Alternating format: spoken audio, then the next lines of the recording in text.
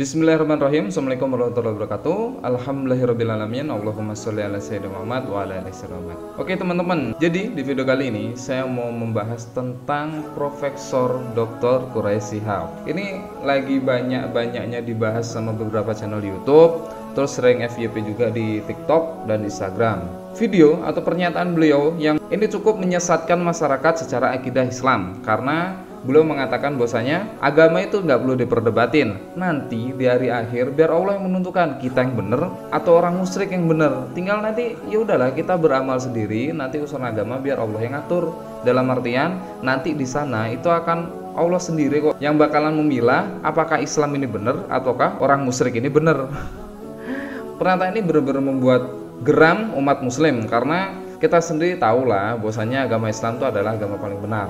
Oke, sebelum saya lanjut tentang penjelasannya, mari kita simak video berikut ini tentang beliau menjelaskan di dalam video tersebut bagaimana pandangan beliau mengenai Islam itu benar ataukah enggak, biar Allah nanti akan menentukan di hari akhir. Mari kita simak video berikut ini. Apalagi dalam konteks agama, yakinlah bahwa yang menentukan benar salahnya suatu agama itu adalah Tuhan, dan penentuannya itu di hari kemudian. Inna au iyyakum la'ala hudan au fi dhalalin mubin. Pun sampaikan Nabi Muhammad kepada non muslim, bisa jadi kami, bisa jadi kamu yang benar, bisa jadi kami yang salah atau kamu yang salah.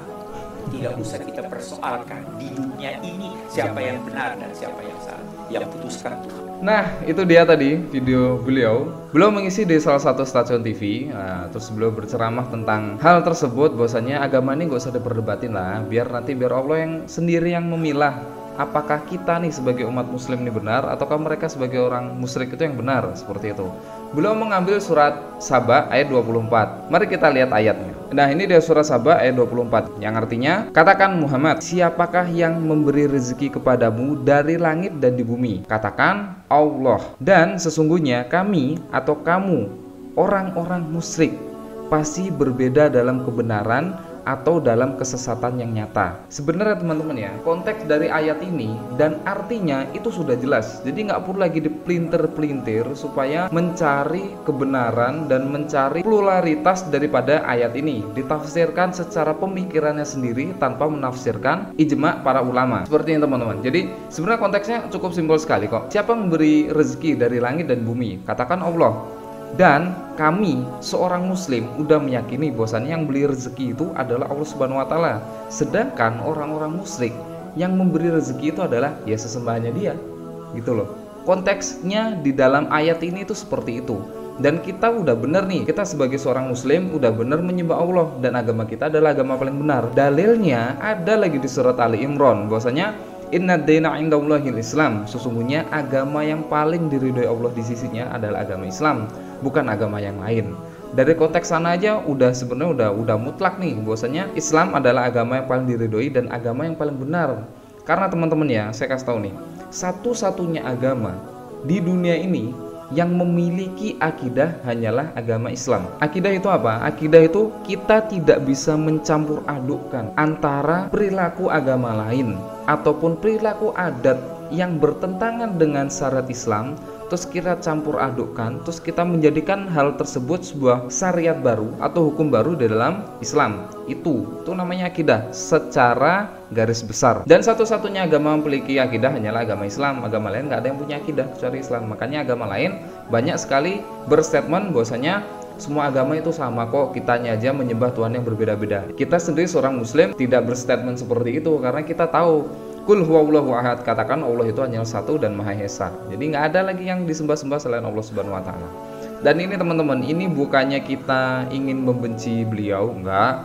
Kita hanya ingin meluruskan akidah umat supaya tidak terpelintir nih dengan kata-kata dan pemikiran-pemikiran liberalisme seperti ini. Jadi sebenarnya sih itu cuma pengen nyari muka aja sama agama-agama lain biar ya dapat panggung lah seperti itu. Karena yang ngomong sendiri yang pertama diangkat sebagai seorang tokoh, terus yang kedua ceramah nih. Ceramah orang mikirnya oh ini udah ustadz nih, apalagi gelar beliau yang sebegitu banyaknya. Mari kita simak di Wikipedia. biodata mengenai beliau, yaitu Pak Quraisy Shihab ini. Nah, ini dia data beliau dari Wikipedia, Muhammad Quraisy Shihab. Nah, ini gelar-gelar beliau. Ini banyak sekali karir-karirnya beliau ya. Tuh, terus ini rekam jejak hidup beliau. Tuh banyak sekali. Bahkan nih karir beliau beberapa nih. Terus karyanya, tafsir-tafsir, buku terjemahan dan segala macamnya banyak sekali. Nah, inilah contoh ketika kita memiliki ilmu tapi kita tidak memiliki iman. Nah, jadi kita menganggap semua itu harus berlogika dan ditafsirkan menurut logika kita sendiri, tidak mengikuti para ulama dengan tafsir-tafsir yang udah ada yang disepakati oleh ijma ulama, tapi mengandalkan logikanya dia sendiri. Inilah menjadi kesesatan bagi umat Islam yang harusnya kita nih belajar dengan benar dalam segi tauhid dan akidah, malah terselewengkan dengan hal-hal seperti ini.